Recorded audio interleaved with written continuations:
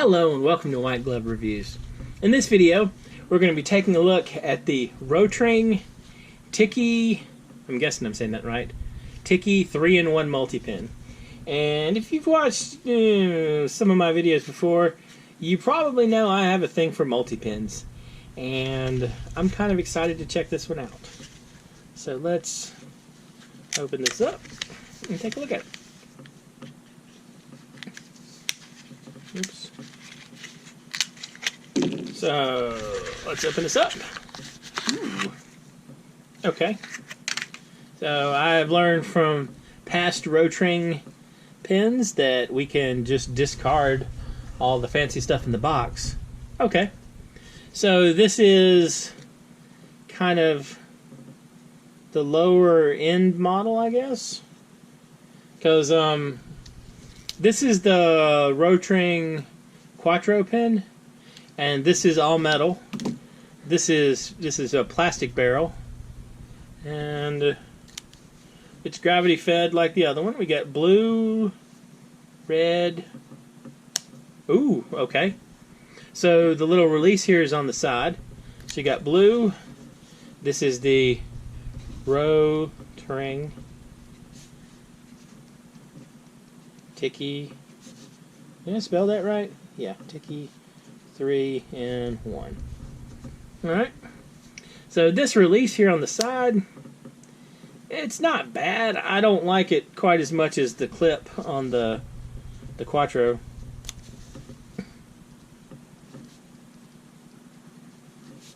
rOtring Tikky 3-in-1. Now, interesting thing, I don't know if y'all can see this or not, we have 0.7mm leads in this. So, let me slide this up a little bit so y'all can see. We have the rOtring Tikky 3-in-1. It's pretty comfortable to write with. I don't know. This button is kind of growing on me. I like the look of it. It's a pretty distinctive looking pen. It looks like they're normal Tikky pens, but just a little more multi, I guess. Let's look and see what's inside. Alright. So, looks like they have the same refills. Well, I have it here. I'll compare. Looks like they have the same refills as the Quattro.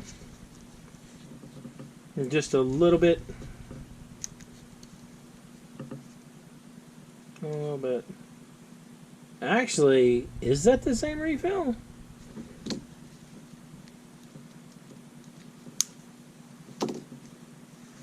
Alright. So that's that refill. That's this refill.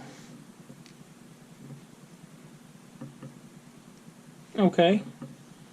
They both look like D1 refills. I wonder what the difference is. There's definitely a difference. I don't know. Did I put the right one back in the right place? Yeah, I did. Alright. I'm assuming I did because this one matches this one. Okay, so that's not bad. You can still make use of your D1 refills, it looks like, for this. It's not a problem there.